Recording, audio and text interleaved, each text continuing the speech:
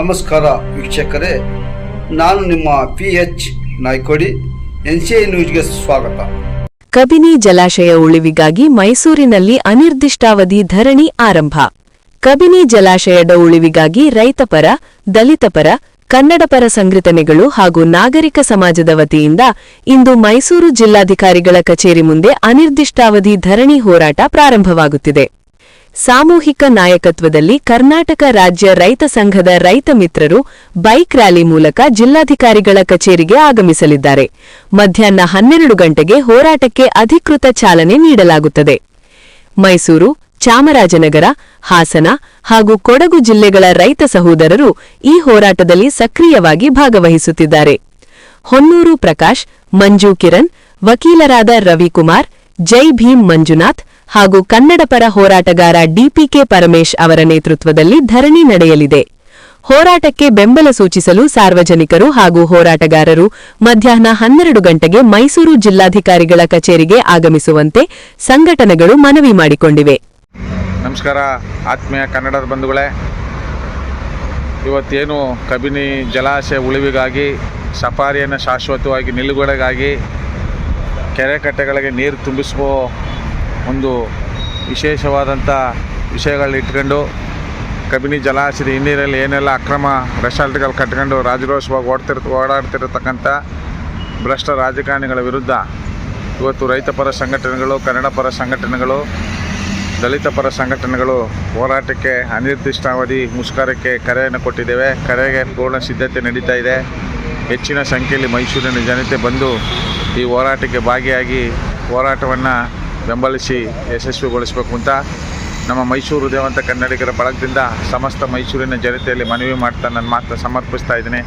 ಜೈ ಕನ್ನಡಾಂಬೆ, ಜೈ ಕನ್ನಡ ನಾಡು. ನಮಸ್ಕಾರ, ಧನ್ಯವಾದಗಳು.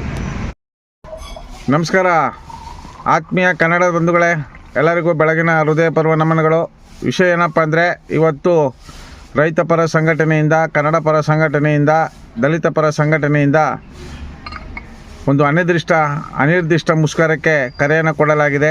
ಈ ಕರೆ ಕೊಡೋ ಉದ್ದೇಶ, ಕಬಿನಿ ಜಲಾಶಯ ಹಿನ್ನೀರಲ್ಲಿ ಸುಮಾರು 25ರಿಂದ 30 ಜನ ರಾಜಕಾರಣಿಗಳು ಅಕ್ರಮವಾಗಿ ರೆಸಾರ್ಟ್ಗಳು ಕಟ್ಕೊಂಡು ಪ್ರಾಣಿ ಪಕ್ಷಿಗಳಿಗೆ ತೊಂದರೆ ಕೊಟ್ಕೊಂಡು ಐಷಾರಾಮಿ ಜೀವನವನ್ನು ಮಾಡ್ತಾಯಿದ್ದಾರೆ. ಇವ್ರ ಮೇಲೆ ಯಾವುದೇ ರೀತಿ ಕಾನೂನು ಕ್ರಮ ಕೈಗೊಂಡಿಲ್ಲ.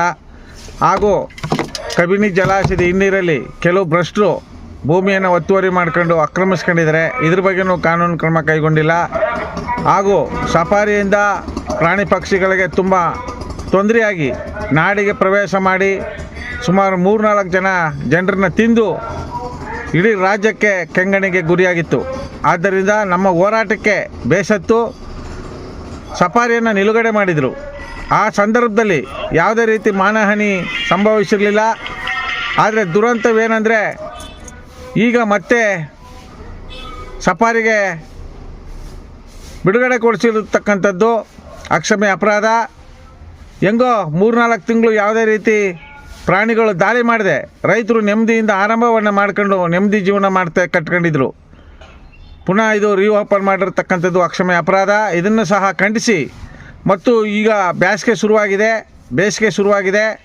ಈ ಸಂದರ್ಭದಲ್ಲಿ ಸರ್ಕಾರ ಮುಂಜಾಗ್ರತೆ ವಹಿಸಿ ಕೆರೆ ಕಟ್ಟೆಗಳಿಗೆ ನೀರು ತುಂಬಿಸುವುದರ ಮೂಲಕ ರೈತರಿಗೆ ಸಹಕರಿಸಬೇಕಾಗಿದೆ. ಇವೆಲ್ಲ ಒಂದು ಸಂದೇಶಗಳನ್ನ ಮುಂದೆ ಇಟ್ಕೊಂಡು ಇವತ್ತು ಅನಿರ್ದಿಷ್ಟ ಮುಷ್ಕರಕ್ಕೆ ಕರೆಯನ್ನು ಕೊಟ್ಟಿರೋದ್ರಿಂದ ಮೈಸೂರಿನ ಜನತೆ, ಸುತ್ತಮುತ್ತಲಿನ ಜನತೆ, ಪರಿಸರವಾದಿಗಳು, ಪರಿಸರ ಪ್ರೇಮಿಗಳು, ಪ್ರಾಣಿ ಪ್ರಿಯರು ಹೆಚ್ಚಿನ ಸಂಖ್ಯೆಯಲ್ಲಿ ಬೆಂಬಲವನ್ನು ಸೂಚಿಸುವುದರ ಮೂಲಕ ಈ ಒಂದು ಅನಿರ್ದಿಷ್ಟ ಹೋರಾಟವನ್ನು ಜಯಗಳಿಸಬೇಕು, ಯಶಸ್ವಿಗೊಳಿಸಬೇಕು ಅಂತ ನಮ್ಮ ಮೈಸೂರು ದೇವಂತ ಕನ್ನಡಿಗರ ಬಳಗದಿಂದ ಮೈಸೂರಿನ ಜನತೆಯಲ್ಲಿ ಮನವಿ ಮಾಡ್ತಾ ನನ್ನ ಮಾತನ್ನ ಸಮರ್ಪಿಸ್ತಾ ಇದ್ದೀನಿ. ಜೈ ಕನ್ನಡಾಂಬೆ, ಜೈ ಕನ್ನಡ ನಾಡು. ನಮಸ್ಕಾರ, ಧನ್ಯವಾದಗಳು. ಮಾಧ್ಯಮ ಮಿತ್ರರು, ಹೆಚ್ಚಿನ ಸಂಖ್ಯೆಯಲ್ಲಿ ಮಾಧ್ಯಮ ಮಿತ್ರರು ಈ ಒಂದು ಸುವರ್ಣಾವಕಾಶವನ್ನು ಇಡೀ ನಾಡಿನ ಜನಗಳಿಗೆ ತೋರಿಸ್ಬೇಕು. ನಮ್ಮ ನಾಡಲ್ಲಿ ಏನೆಲ್ಲ ಅನ್ಯಾಯಗಳು, ಅಕ್ರಮಗಳು, ದೌರ್ಜನ್ಯಗಳು, ಯಾವ ರೀತಿ ಪರಿಸರವನ್ನು ಸರ್ವನಾಶ ಮಾಡ್ತಾಯಿದ್ದಾರೆ, ಕಾಡನ್ನು ಯಾವ ರೀತಿ ಹಾಳು ಮಾಡ್ತಾಯಿದ್ದಾರೆ, ರೈತರ ಕೆಂಗಣಿಗೆ, ಈ ನಾಡಿನ ಮತದಾರ ಬಂಧುಗಳ ಕೆಂಗಣಿಗೆ ಯಾವ ರೀತಿ ಸರ್ಕಾರ ಗುರಿ ಆಗ್ತಾ ಇದೆ, ಇದನ್ನು ಮುಂದಿಟ್ಟುಕೊಂಡು ಜನಗಳಿಗೆ ತೋರಿಸುವುದ್ರ ಮೂಲಕ ನೀವು ಸಹ ಈ ಹೋರಾಟಕ್ಕೆ ಬೆಂಬಲವನ್ನು ವ್ಯಕ್ತಪಡಿಸಬೇಕು ಅಂತ ಹೇಳ್ತಾ ಮಾಧ್ಯಮ ಮಿತ್ರರಲ್ಲಿ ಮನವಿ ಮಾಡ್ತಾ ನನ್ನ ಮಾತನ್ನು ಸಮರ್ಪಿಸ್ತಾ ಇದ್ದೀನಿ. ಜೈ ಕನ್ನಡಾಂಬೆ, ಜೈ ಕನ್ನಡ ನಾಡು. ನಮಸ್ಕಾರ, ಧನ್ಯವಾದಗಳು.